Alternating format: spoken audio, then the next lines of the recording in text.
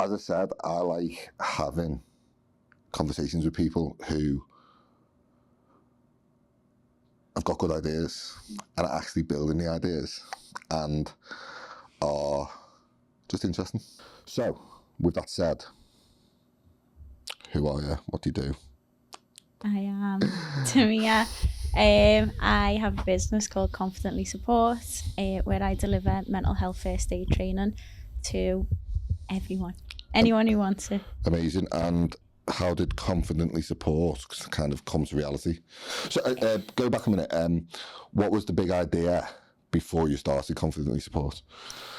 The big idea was help people use my life experience and my awareness to help people in need and spread awareness. That's interesting to me because you told me before this podcast you're 25.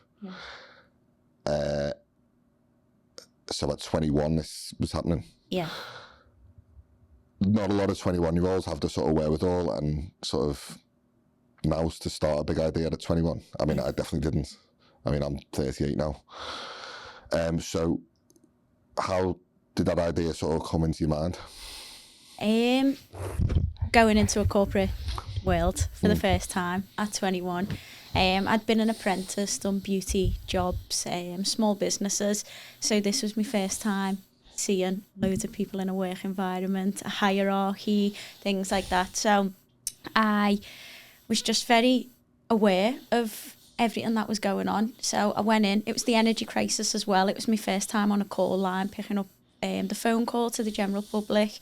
And yeah, people were struggling financially on the phones. They were worried about the bills during the winter and things like that, which I'm an empath, so I was on the phone to people and I was like, oh, I wish I could do more to help. But then I see an entry-level people coming into the business as well who were taking these calls and they were stressed as well.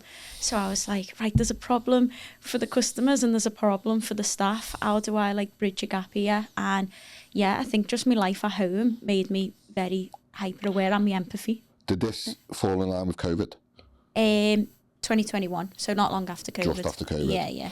So tell me a little about, if you don't mind, obviously, tell me a little bit about that, like how it went from working in the corporate world, I won't mention the company name, unless you want to starting to build this thing out. I got my licence to teach mental health first aid when I was in the company that I was working for, and I started rolling it out there to the different managers. I was getting sent to London, and little me, 21, 22, I'm on the train to London in hotels. I was like, oh my God. But I left the company because I felt like I had more room to grow with it, and the door was slightly being closed on me. So I left to go travelling. When I was travelling, I'd done a lot of volunteering, and it just made me realise I love helping people. I love doing things, and I thought I don't want to go back into corporate. I think I can set up my business. Amazing. Yeah, set it up travelling at the end of my travels. So where were you travelling at this point? I was in Italy when I launched my business. Belton, and you brought it back to Liverpool? Yeah. And you've never been on the Wirral before? No, never been to the Wirral. See, that blows my mind, you know. Because I spend a lot of my time in Liverpool, so it just blows my mind that people don't come over here. But maybe I'm in the wrong location, I don't know. So that's cool. So mental health's massive in it. Like, I mean, when I was sort of your age and coming through, starting to build my career up a little bit, mental health felt like it wasn't really about. I mean, it was, but there definitely wasn't like a mental health first aid qualification. So what does that look like in terms of like, I always think like someone gets injured, like they break the leg or the arm or something, or they get sick, that's visible, like you can see it. Yeah. But there's definitely a thing where like you can ring up and say like, look, I've broke my leg, I can't walk. That you can see that. But if you ring up your boss and go, do you know what, I'm just not feeling great today, there's definitely like a stigma around that. Yeah. Because your boss is like, oh, I can't see it. Like, so is it real? Yeah. Like, let's come at it from both sides. Is there a case where people are like, obviously there's a case where people are genuinely fucking feeling that, but there's a case where it's like, is it a thing where like people are like taking advantage of that? Yeah, definitely. And I think that's where the stigma comes from, is when you hear people, it might not be that regardless if they're taking advantage or not, you've got to be struggling some way to use that as an excuse. I always feel to say it's mental health. But there is people who will make jokes about it and be like, oh yeah, I just took a sick day for my mental health just for a day off. And then that's what gets people listening. They overhear things like that, and they think the next time someone else comes to them, they're going to be like, well, maybe they're doing what they're doing. So it's hard for someone who's like a business owner. Yeah. Because you look at it and go, if I hired someone, I need them to actually do the work. Yeah. And it's not a case where it's like, I do empathise with like that.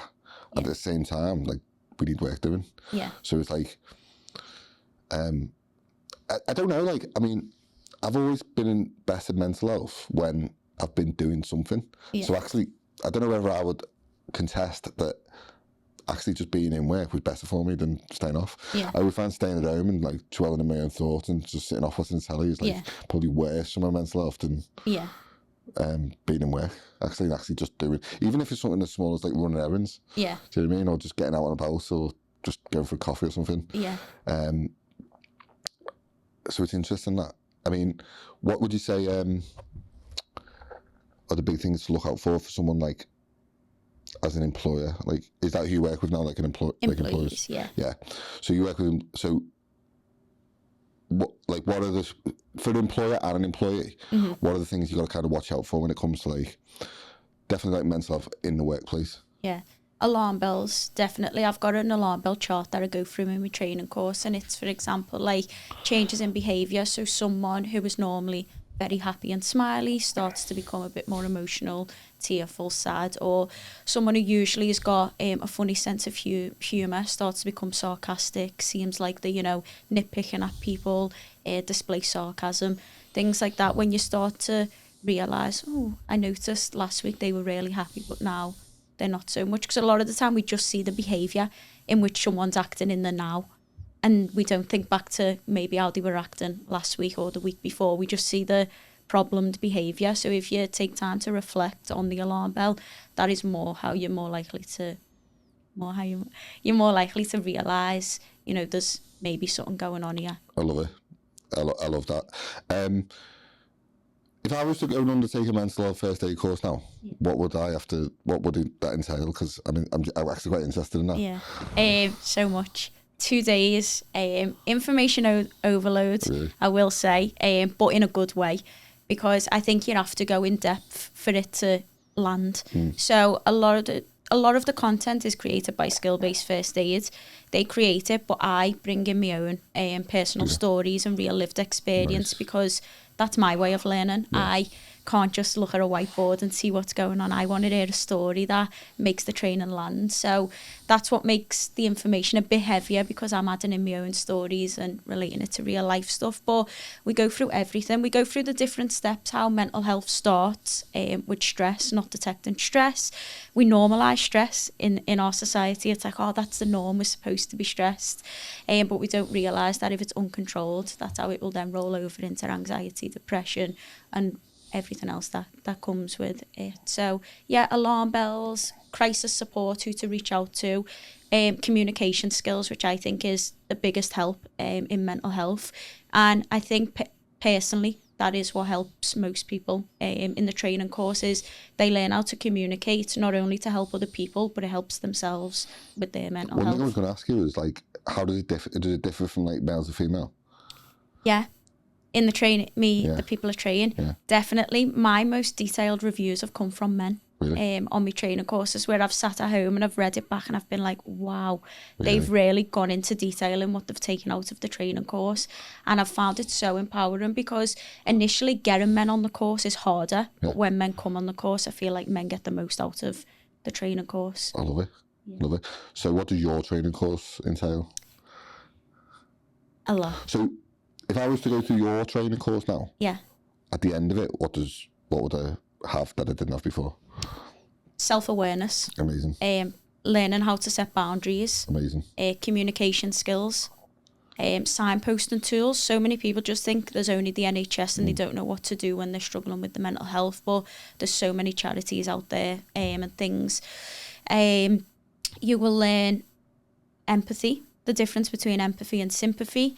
You will learn, depending on what it is you're coming in my training course for. So each individual, I get to know you. So what are you here for? I ask at the start of the course. So if someone's telling me I'm here to be a better team leader, or I'm here to be a better father, or I'm here to be a better friend, then every subject that we go into the course, I will go referencing to you if this was with your daughter or if this was with your colleague, and I'll tailor it to what it is they're wanting to get out of it. So yeah, it all That's depends. amazing. I've had it that interesting now. Because I come at it from like I'm a dad. Yeah. And I'm a business owner. So when you go to network and you start networking and you start knowing a few more people, like you probably know like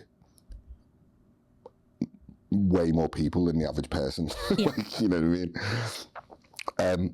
So when it comes to communication, there's obviously the big thing about like it's good to talk and talk about your problems. Why is that the actual case? And that's a genuine question, because again, like slightly different generation. Yeah. It just wasn't like really like, for want of a better word, talked about. Yeah. To talk, you know what I mean? Yeah. So it was like, it wasn't like just sort of like, you know, put your big boy pants on and get on with it. But it was like, just wasn't. I just never, I don't know, like, I've never really had, I wouldn't say I've had severe mental health problems. Yeah. But it's definitely been like the ups and downs of life. Yeah, yeah. But at the same time, like, I don't know, like what is the benefit in that? Like, I mean, and yeah. I don't know the answer. This is a genuine question. Yeah. What is the benefit to actually just talking? Because I've seen this, Paul Scholes, the ex-footballer, he talked about, I heard him on a podcast. He talked about his son having autism. He was 21 and he stopped doing like football punditry because he wanted to look after his autistic son who's 21 and he's like 50 now. And he was like, I need to like just be there and it can't be like up and down the country and stuff. And because he talked about it in such like a candid way, like the next podcast he done, he was like, I just can't believe like just talking about it was like helped so many people and I had so many messages and there was like not one negative message around it that he's seen. And I was like, wow, that's amazing that. So what is, like for anyone who's going through something or might not want to talk about it, what is the actual benefit in talking about it? There's two. I believe the benefit in talking in terms of wanting a solution is the reason you talk is because otherwise if you don't talk, you're just playing badminton with your own knowledge and you're trying to figure out what's going on with you and how you're going to ever get to the bottom of it if it's just you with it.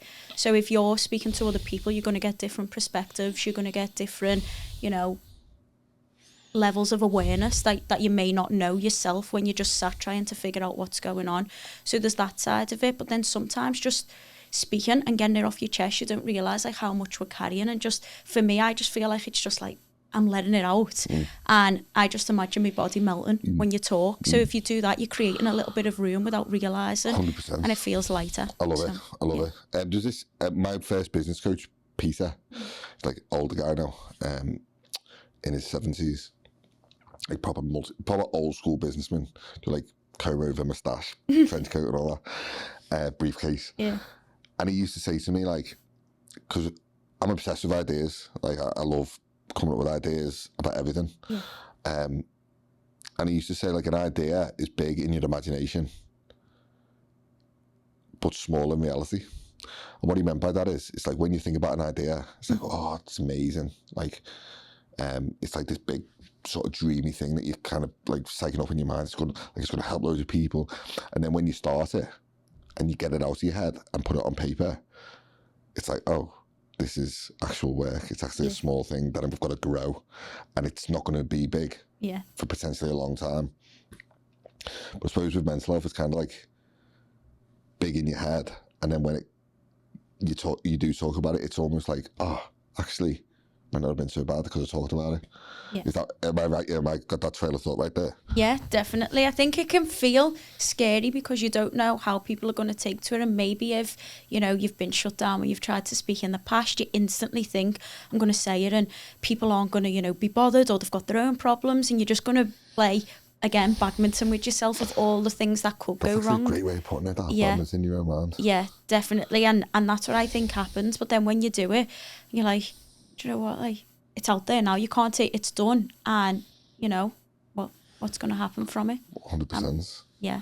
So, It's amazing, that. Yeah. Amazing. One thing I wanted to talk to you about was like family now. yeah. Because obviously I've got a family now. Now, I didn't have my first kid till I was 34. And all my mates had kids when they were like early 20s. So I was like the latest of a kid. You'll get married? I am married. You are married? Yeah. Yeah. Okay. At 25. Yeah. I seen the post you put on when it was like, it's a bit uncommon to be married at 25 days. You kind of go, back when I was young, Yeah. loads of people married at 25. Why do you think that's changed?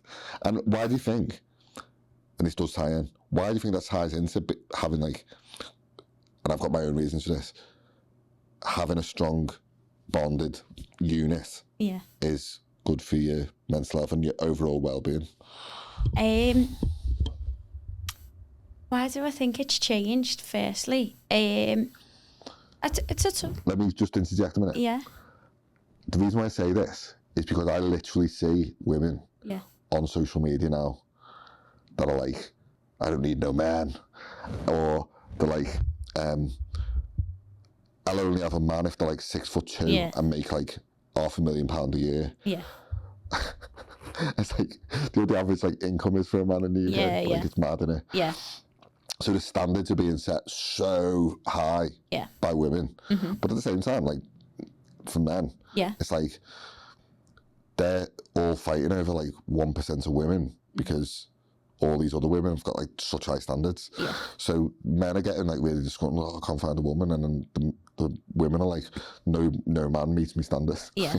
Like that's like the message that's getting put out there on social. Yeah. But in reality, all you end up with is like a load of like lonely, unhappy people. Yeah.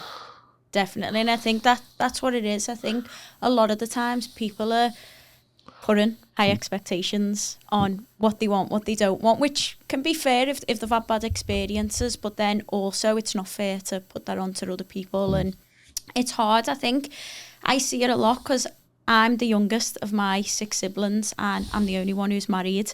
And I don't think right now one of them is in a relationship. 2 of them is in a relationship. And I've always looked at that, like seeing, you know, my brother not getting a relationship and things. And I always felt guilty, like, you know, why is it me like getting this special love? And, you know, I see how hard it is to search for it. But I think I say I got lucky, but I also don't like to say that because I put in the work for my relationship. And I see what you're saying there. It's with expectations. Because I've grown up with my husband since I was 14. There's never been, for example, any financial pressures. I've never been a woman who expects him to pay for everything for me. Also, I'm just quite hyper independent. So I'm like, no, I'm not having that. But also because I've spoke to him, I've seen his, you know, life growing up. I see that he's working to, you know, earn his income and get on top of himself. And if I was just taking from him, you know, going out for cocktails, not caring how much the bill was going to tot up to, I think that would affect his mental health, because financial difficulty is one of the leading causes in mental health. So I think what happens there is there's financial pressures a lot of the time in relationships now, especially with the economy going There's up. no stress like financial stress. It's fucking horrendous. Yeah. But I would actually agree with you on that. Like, the society generally would be a lot better off if a lot more people were married. Yeah. Yeah. And actually people took that attitude of, do you know what? It's not, in a marriage, you're 2 halves of a whole, rather than this is me, this is you. Yeah. So that's a good take. Yeah. Get married. Yeah. If anyone's watching this, get married. Yeah. It's lovely. Yeah. I mean, As long as he's nice and you're nice. I mean, I'm 38 and I'm not actually married. Yeah. But I'm engaged. I've got 2 kids. And my life has just got so much better. I would say, like, I had my first kid at 34, second at 37, and I'm like, I wasn't a man until I was a kid. I was a boy until I had a kid. Yeah. But my life's totally changed. Like, my 20s was nothing like what yours looks like. which is crazy to think, really. But like a lot of my mates did get married under 20, so, you know. Social media, we touched on it. Positive or negative? Torn. Is it a bit of a black hole? Is it a bit of a grey area? Yeah. So I love it and I hate it. No, I wouldn't say I love it. No, both big words. I'm not even a love or a hate. I'm very much in the middle. I think there's pros and cons to it, of course. I'm on there, so I couldn't say I don't like it. I use it for my business and I use it to inspire people. Yeah. But then sometimes it can feel like you question yourself, you know, is like, for example, I want to post this because I want to help people, but then it's not going to land with people. Then I go down the psychology route where I study where it's like, yeah, but that's just projections if, you know, they don't like my content, and you can get caught up in it. And I've seen a meme yesterday, or a clip of a podcast, and it was someone saying our generation is going to be filled of other people's memories than our own. And that was what I used to notice. My old Instagram algorithm was everyone else, what everyone else was up to, especially in summertime. You see it now. My Instagram is full of psychology quotes. It's full of podcasts. It's full of wedding tips. So it's all quite positive now, but I can see how you can lose that. Yeah. I mean, there's definitely like negatives to it. Yeah. I mean, especially for young people who are a bit more impressionable. Yeah. Working in social, and obviously doing social media, it's a bit of a mad one for me because I wouldn't have everything I've got without social media. So I always find it quite, without my bias head on, I always find it quite a struggle to like criticise it because it's done so much good for me. No, obviously there's flaws to it. Obviously I'm not blind to that. But it's one of them where like you're not going to change it because it's just so big. Like, oh, I'm not going to go on Twitter because this or that, or I'm not going to go on Instagram because it's bad for kids. Or like 2 countries banned social media for kids. Yeah. And I don't know whether I agree or not, because it's one of them things where like, should we be like look at mental health first aid? Should we be training kids in social media, like actually putting it as like a school syllabus, for example, you know, because it's such a big thing and it's not going away. It's not going anywhere. And at the end of the day, you're sitting in that seat now because of content, right? Because of social media content. Like you've seen it, I've invited you, and because of social content. Yeah. So in that sense, it's so positive. So I think the only thing we can do actually with any real lasting impact on it is put better content out. Yeah. So if you don't want people seeing all the content, try and inspire them by like putting better content, try and turn the tide by posting better content. And you can, like you said, you can train your algorithm now to see better stuff. But it's how do you get kids to do that when they're so impressionable and looking at, I don't know, fucking what do you look at these days? 6, 7. I only know that from marketing the other day.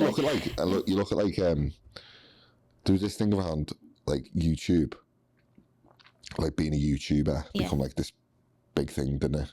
Probably like 10 years ago. Yeah. And everyone wants to be a creator or a YouTuber, and it's not seen as like a real job. Yeah. But actually, the amount of money that's in the creative economy now. Yeah. I hate that saying, the creative economy, but it's true. Yeah. The amount of money that's in it, you can make a living from your phone. Like if you're 15 years old and got an idea and you've got a bit of ambition, you can do it from your phone. Yeah. So in that sense, it's quite good. But the likelihood is that you're not going to be the next Mr. Beast, or you're not going to be the next fucking Jake Paul, or I don't know.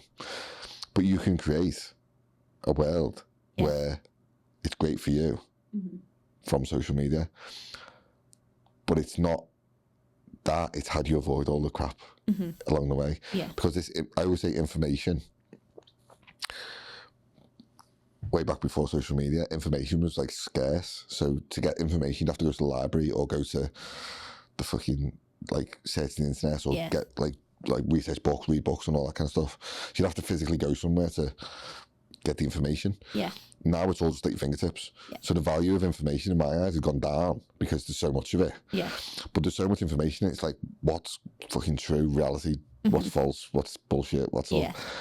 And people just go, oh, this is too much. And what they end up is in this fucking scroll hole of like, oh, I'm just going to watch meme after meme. I'm going to watch these perfect looking people on a beach in Dubai. And I'm fucking sitting in my mum's, spare room or something. Yeah. That's probably not a great place to be, right? Yeah. So is that how we counteract it? Is it just producing better stuff? Yeah. But also, I think we can't control. I don't think we're ever going to be able to control what people post. So if we have the mindset of, someone's in Dubai and I don't, like that's affecting me, how can I go and work on myself? I accept this is where I'm at right now, but I don't want to be offended by that. It's something I've recently been doing, is studying projection. So if I'm noticing someone's content is irritating me or annoying me, instead of thinking what's the problem with their content, I think what's the problem with me. And I think more people maybe need to do that and work on themselves than, again, projecting the problems and just thinking, getting in a rabbit hole of this person's irritating me, remove them, we're in control, mute them, unfollow them, whatever brings you peace. But yeah, let's not always, of course, people do put bad stuff on social media and that is a problem, but yeah, I think we need to take more accountability with social media as well, and what we consume. I was talking to someone on the podcast last week about OnlyFans. And again, without diving too deep into this, a bit of a taboo topic. Back in the day, like you look at like sex workers, kind of not normal people. I don't mean that in a derogatory way, but it wasn't like the normal thing. When you look at some OnlyFans models now that are popular on social media, they look like normal people. They look like you sitting in a seat. You know what I mean? It's like, you look at the likes of Bonnie Blue and all them kind of people, they just look like normal girls. And if you're like 15 years old and you're looking at someone like her and she's spouting that, and people are giving her a platform, that's problematic, like straight away, right? And in that sense, I mean, I don't necessarily believe in like,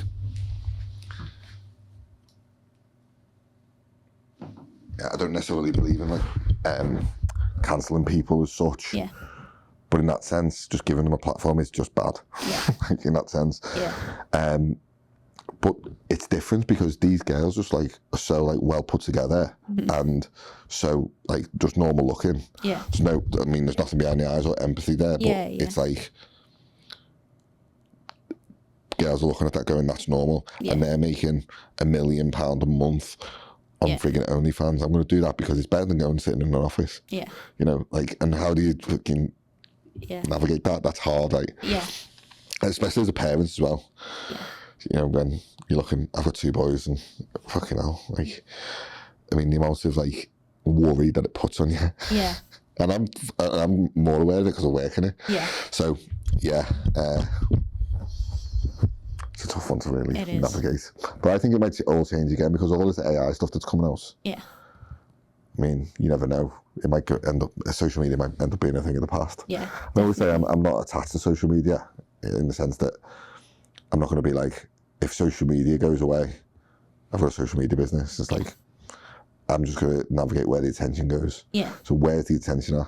So people are looking at Instagram all day, people are looking at TikTok all day. If Instagram and TikTok go away, it's going to go somewhere else. It's like when the television came out and the radio was like, oh, no one's listening to radio anymore. Now YouTube's come out, people watching YouTube more than like ITV. There was this thing in the news that said that Sky are thinking about buying ITV because ITV are just not making any money. So they're going to buy ITV, which is crazy. Anyway, that's a totally different topic. For anyone who's listening to this who might have any issues around the topics that we talked about, what are some like sort of just quick tips you could give them in terms of just getting themselves in a better place? Do things that make you feel good. Something I've been doing recently is putting myself forward for makeup modelling. When we speak about mental health, it's not just about, sitting down, talking to people. It can be anything that makes you feel good. Even sat here now, I was nervous, but this feels good. I feel like I'm accomplishing something here. I've come on a podcast. Like, putting yourself out there, doing things that make you feel like, oh, I'm growing into the person I always vision myself being. So Yeah, makeup modelling, dance classes, you know, getting into paddle, anything that makes you feel like I'm doing well at this or I'm good at it, that helps your mental health. And yeah, it doesn't always have to be clinical, because I think when people hear mental health, they get scared that it's always clinical. It's like, no, a lot of the workshops I do, we're just there having a chit chat, or I'm sharing like a story about how I set up my business. I go to business talks and I hear how other people have gained success. That helps my mental health because it gives me something to work towards. It gives me an area where I may be lacking at home, where I'm like, I don't know who to speak to about business. I'll go to a business meeting. It's like, okay, that's just fulfilled that void in me there. So get out and do things. That is definitely a tip from me. Get out and do things. Yeah. I like that. Easier said than done now. It is. But yeah. I mean, I remember like looking back, like I do look back and cringe a little bit at my former self, but you should. Yeah. Like, I mean, if you look at the man I am today, compared if you knew me 10 years ago, fucking hell, it's completely different. A bit of a wild boy back in the day. But it's one of them where I like that you're growing into yourself. Yeah. I like that concept of growing into yourself. Yeah. And if anyone has been engaged by these topics today, where's the best place they can find you? Instagram, confidently support. I always speak to people. This another reason when I say I hate social media, the reason I keep showing up and sharing my life is because it brings people into me inbox. As much as there can be opinions of, you know, we know everything that you're up to, don't you hate sharing your whole life? It's like sometimes, yeah, I think, God, I've shared loads today. But then other times I think, do you know what? That's making people trust me, feel seen. With what you do with mental health, you've really got to show who you are as a person and be authentic on social media. So, yeah, it brings people into me. I might actually do a bit of research on this. Like, what are the actual statistics of like negative impact of social media versus positive?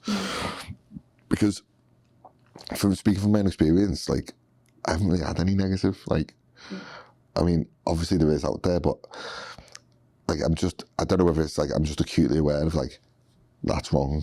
Yeah. Like, that is just wrong. Yeah. Like, nothing can tell me that like promoting sex work or like, you know, violence or anything like that is right. Like, it's just know that it's wrong. Yeah. But obviously people are impressionable, right? Especially young ones. So I'd be really curious to know like what is the big thing between like the positive and negative impacts of it. Because a lot of people are just kind of like, no, it's shit. Yeah. It's like social media these days is crap, and I'm like, it's short-sighted. I don't know. Maybe it's just like more of an in-depth topic. Yeah. Something I found recently is I think my social media is better for strangers than it is people close to me. That was my negative take on it, was I'm sharing all of these updates, you know, when I'm going travelling, when I'm getting married. And I think it stops as many genuine conversations in person with the people closest to you, because it's like, oh, we've seen it on Instagram, and you don't have that same excitement of like showing them what you've been up to when you're traveling. But then on the other hand, when it's a stranger looking at it, they're like, oh, I'm really motivated by what you did, how did you do that? And it brings questions in, and that's where I'm able to offer support and a mental health perspective. But yeah, friends and family, I struggle with that side of the seeing everything on social media. So my conversations are so much more limited now in person because they've seen it all. So yeah. Tough one, that, isn't it? Yeah. It is a tough one. I mean, but you're helping people. That's the main thing. Like, I always think like, what's the alternative? Like, if someone's sitting at the end of social media looking at the phone and they need that help and they're not seeing anything, but you've got the knowledge and the wherewithal to make a bit of content that might help them. Yeah. They might not see that, but they might. Yeah. So if you don't make the content, you definitely not. If you make the content and post it, you might help them. Yeah. If you don't make the content, you definitely won't help them. Yeah. So it's one of them where it's like, just post the content. You make me your post where you say post the content. I'm like, I need to just post that now. I've got a draft. I'll post honestly, because I realised that like actually just posting and making every post just slightly better, or trying to glean like what's worked and what's not worked, whether it's been positive, whether it's bombed out, and whether it's went viral, whatever it was. Yeah. It's like you only get that data by taking massive action. Yeah. And in this case, massive action is posting content. Yeah. Because eyeballs are on social media all the time. Yeah. Like 90% of the world probably are on social media looking at it every day. And, you know, if 1,000 people watch this podcast and 100 are feeling something, and then 10% takes action, it's 10 people that have took action as well as just us talking about it. And that's net positive, right? And if we don't put the podcast out, no one gets helped. And that's it. Yeah. So with content, I could talk about this all day, but look at it and go, if we post something today, people might not take action today, but they might do it in 3 months. Yeah. They might do it in 6 months. And you just got to keep posting and keep posting. So the clients that I get coming into here, the clients that you get coming into your business now are probably seeded 2, 3, 4 months ago. Yeah.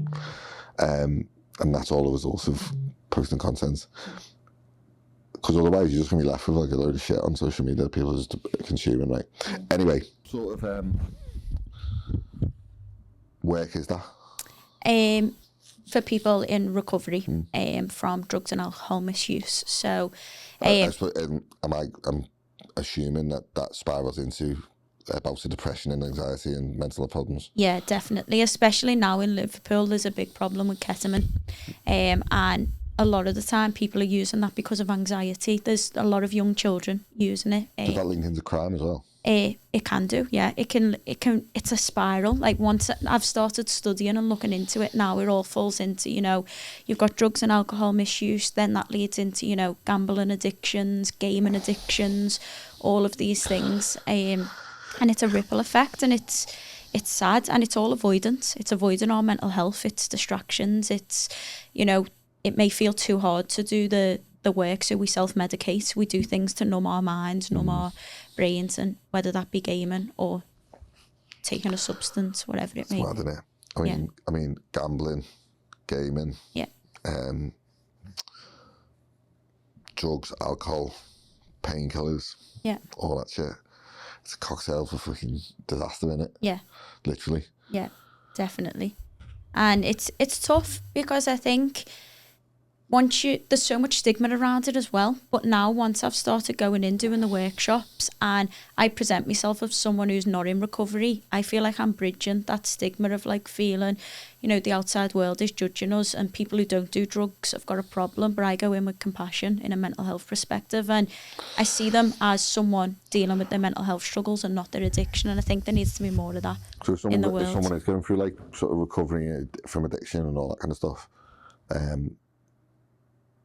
what are the sort of first steps out of that? Talking, we've already spoke about that. The first step is acknowledging you've got a problem, because there's a lot of denial. There's a lot of, you know, no, I'm not an addict, because of the stigma. You don't want to admit it, and you're embarrassed and things like that. But it's really not that. Don't know what to say, but I don't judge. She was like, she was always like, what's the best way of putting it? She was always like, when she admitted it, she was like, I'm an addict. But the addict doesn't go, when you recovered, you're still an addict. Yeah. So it's not like, I was an addict and now I'm not. Yeah. It's like, no, this is something that's just who I am. Yeah. And it'll be till the day I die. Yeah. But at the same time, I'm better now. Yeah. But I can still call myself that. Yeah, definitely. And just knowing that is like, helps you avoid certain extracurricular activities, let's say. Yeah. It's so similar to mental health, because even with me, I have anxiety. I teach mental health first aid. I study psychology. And just because I do that, I have this knowledge, doesn't mean anxiety is going to go away. It's within me. My nervous system, you know, feels anxious and alert. But the fact that I have the awareness, I can control it. I do things, I put stuff in place that is how I'm going to stay on the right track. And that's the same with recovery. We don't realise how many similarities we have, even though there's so much judgment. It's mad that, innit? Yeah. Like, I mean, I always think about like my own mental health, and I've not had too much severe stuff happen to myself, and I've always put that down. So I've always been in a job. Like before this, I was a PT. Then I was an online coach. Then I started teaching a little bit. Then I started doing content marketing. Then I started doing video editing. But now doing this. And I've always been in a role which has been serving someone else, not myself. So I put it down to that. And also just doing hard things. Actually just putting yourself in a position where like the barrier to entry to any new thing, whether it's recovering from something or starting a new career or a new skill set, it's being a bit shit when you start out. And accepting the fact that people call it imposter syndrome. I don't even think it's imposter syndrome. I think it's just a skill issue. It's like if I take my kid to footy, he's only 4, and it's just like bees around a honeypot running around. They have no concept of like the rules and like the positions they've got to be in. But they enjoy it, and it's like they're just shit. But they learn. And they learn through that enjoyment. If you can take that kid like enjoyment into something, and be like, do you know what? I'm going to be a bit shit at this at the start. And I'm going to get better at it. I'm going to get better. And I'm still, in 2 years' time, I'm still probably going to be a bit shit compared to most people. But I'll be better. And when I started jiu-jitsu, I was totally shit. And even after 4 years of doing it now, I'm still a bit shit compared to like most people. But I'm far better. I've kicked my own ass from 4 years ago. And I suppose when you're in a dark place, you don't really think about it like that. But actually, if you just approached it with like, do you know what? This is not going to be easy, but I'm going to enjoy the process of just getting myself out of it and getting a bit better and getting myself into a better place and becoming a better person, the person I want to be. I think people actually have a better time of it because they just have that childlike. And I think that as we grow up, that's like kind of beaten out of us like quite a lot in a sense, because when you're young, you just, like kids, have fun, they run around the playground. And then you get to teenage years and you go to high school and you're starting to like form what you want to do in your life. But you're still just having fun. Then you might go to college and you're definitely having fun in college. You start partying all the time, going out. Then you get to like 21, you get into the big wide world in your first corporate job. And it's like, oh, things are real now. I've got a few bills to pay and I've actually got to make my own money now. And my mum's not paying for me to get the train or whatever. And then all of a sudden, it's like looking at like, oh, you're not meant to have fun anymore. Like so now, like at 38, I just have fun all the time. I just do things that I love to do. And people look at me sometimes and go, what on earth are you doing? And I'm like, I'm just having fun. Like, because at the end of the day, what's the alternative? Have that like childlike enthusiasm to just learn new stuff and just accept the fact that you might be a bit shit at the start. And when I started podcasting, I was completely shit, but you get better. And like you say, like I really resonate with that. Like you just step into the person you want to be. So that's a good message. If people want to get in contact with you, Tamia, what's the best place they can get in contact with you? Instagram, right? Instagram, or LinkedIn. So I will put all the links around this video.